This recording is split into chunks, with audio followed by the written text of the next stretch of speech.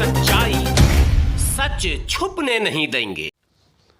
आदाब, नमस्कार। मैं हूं हाफिज गुलाम सरवर और आप देख रहे हैं देश की सच्चाई।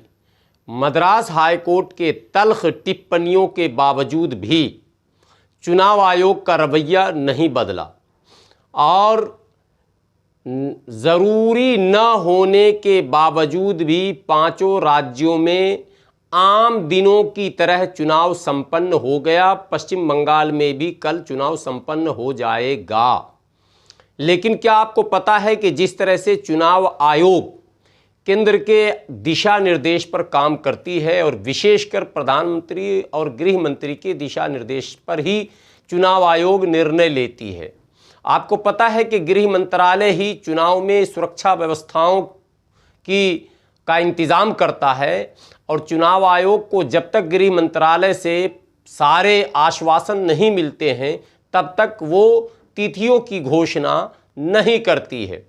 तो जहां गृह मंत्री अमित शाह ने भारत के 5 राज्यों और अब 6 राज्य आप कहेंगे इसलिए कि उत्तर प्रदेश में भी पंचायत चुनाव हो रहा है और उसकी भी मतगणना की तारीख 2 मई ही रखी गई है।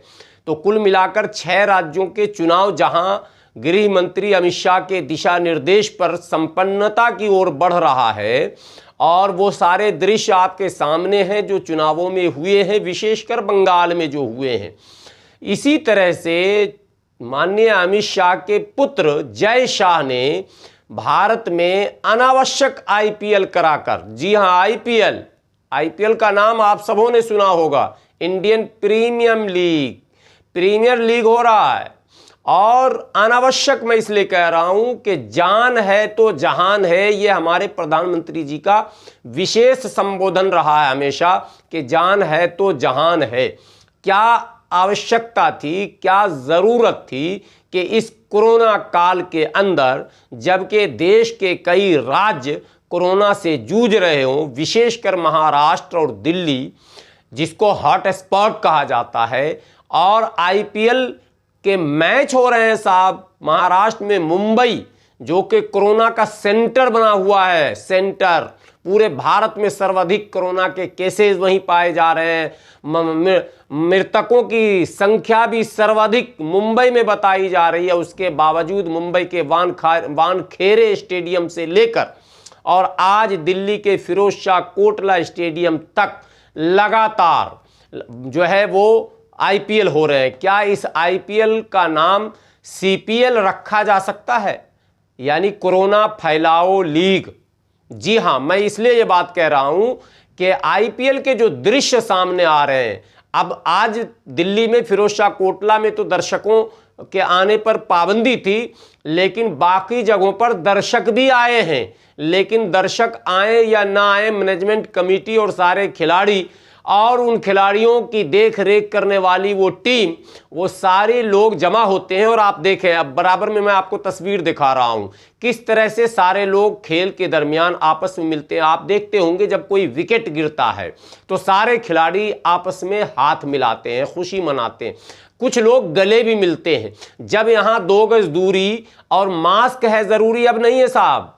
अब हेल्थ मिनिस्ट्री ने एक नया गाइडलाइन जारी किया कि 2 गज दूरी तो है ही, डबल मास्क है जरूरी।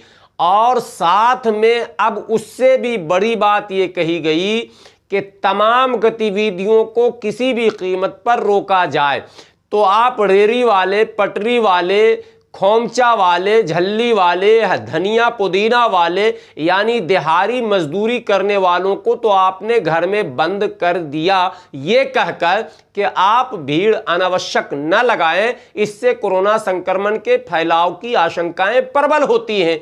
तो क्या भारत के अंदर दुनिया के कई देशों के खिलाड़ी जमा होते हैं जिनका डीएनए अलग अलग होता है, जिनका नेचर अलग अलग होता है, और उसमें वो देश के खिलाड़ी भी शामिल हैं जो पिछले संक्रमण काल में सर्वाधिक संक्रमित देशों की सूची में थे।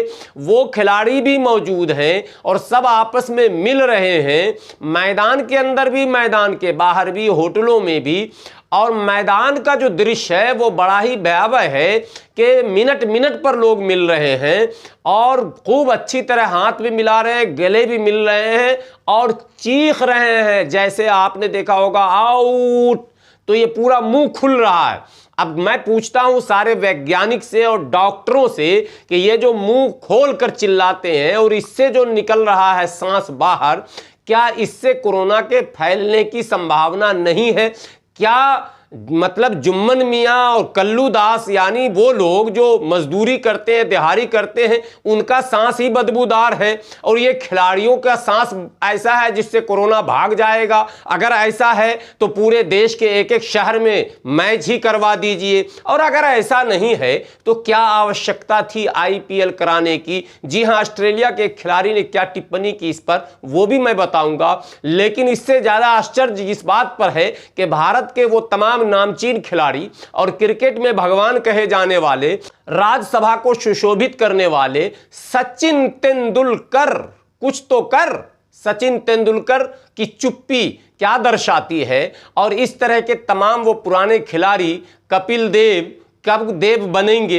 कम से कम इस समय उनको विरोध करना चाहिए था और कहना चाहिए था कि ये अनावश्यक खेल हो रहा है, ये आईपीएल नहीं है, ये सीपीएल है, कोरोना फैलाओ लीग है, इसलिए इसकी अभी आवश्यकता नहीं है। जान है तो जहान है के फार्मूले पर जब स्थितियां सामान्य होंगी तो खेल लिया जाएगा।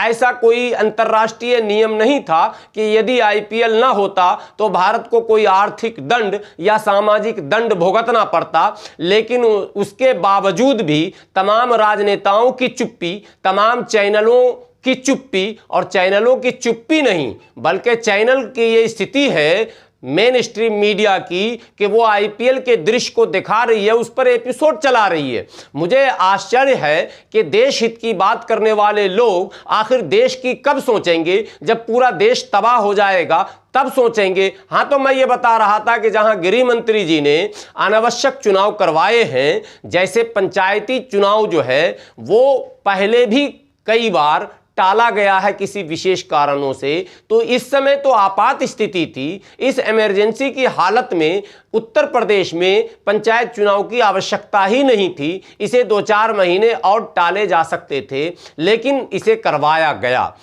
राज्य की बात जहां तक करें तो असम के अंदर भाजपा की ही सरकार थी। भाजपा चाहती तो 6 महीने या तो राष्ट्रपति शासन या फिर कोई विशेष प्रावधान कर राज्यसभा और लोकसभा से विशेष बिल पास कर 6 महीने का उसको एक्सटेंशन किया जा सकता था। और तमाम राज्यों में, इन 5 राज्यों में चुनाव आ रहे हैं, जिसमें एक राज्य तो भाजपा शासित है, एक टीएमसी, और एक राज्य जो तमिलनाडु है वो भाजपा समर्थक दल का शासन था।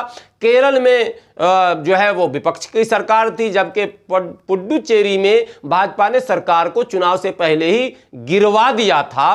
तो ऐसी परिस्थिति में भाजपा चाहती तो इस चुनाव को भी 2-4-6 महीने टलवा सकती थी, लेकिन इस संकट को भारत के लोगों पर जबरन लादा गया है। इसलिए मद्रास हाईकोर्ट की टिप्पणी को मैं अभी अधूरा मानता हूं।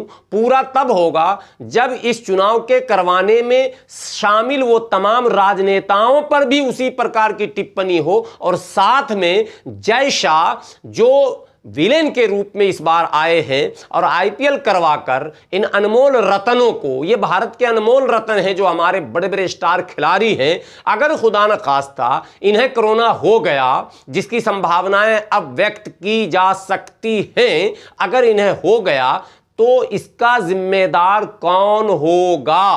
क्या जिनके पीठ पर या जिनके चूतरों पर डंडे पड़ रहे हैं वो जिम्मेदार होगा, या जो एसी के 5 स्टार होटलों में आराम कर रहे हैं वो जिम्मेदार होगा? ये फैसला तो आपको करना ही है।